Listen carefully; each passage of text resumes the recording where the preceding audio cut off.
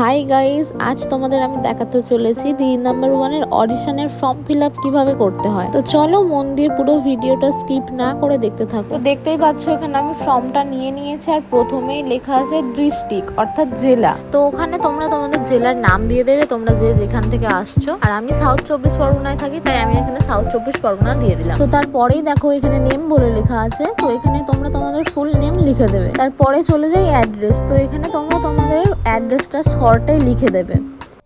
আর তারপর তোমরা তোমাদের এখানে ফোন নাম্বার বা মোবাইল নাম্বারটা লিখে দেবে। তারপর তুমি তোমার এখনের যে বর্তমান মেল আইডি, সেই মেল আইডিটা এখানে লিখে দেবে। আর তারপর দিয়ে দেবে ডেট অফ বার্থ, মানে তোমার ডেট অফ বার্থটা। আর এই ডেট অফ বার্থের পরে দিয়ে দেবে তোমার এজ, মানে বয়স।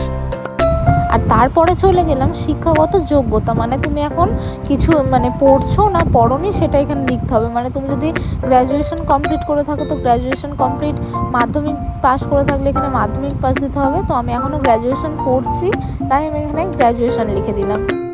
তারপর লেখা আছে পেশা অর্থাৎ প্রফেশন, তুমি এখন কি প্রফেশনে আছো সেটা তোমাকে এখানে লিখে দিতে হবে। আমি যেহেতু প্রফেশনাল মেকআপ আর্টিস্ট, তো আমি লিখে দিলাম মেকআপ আর্টিস্ট।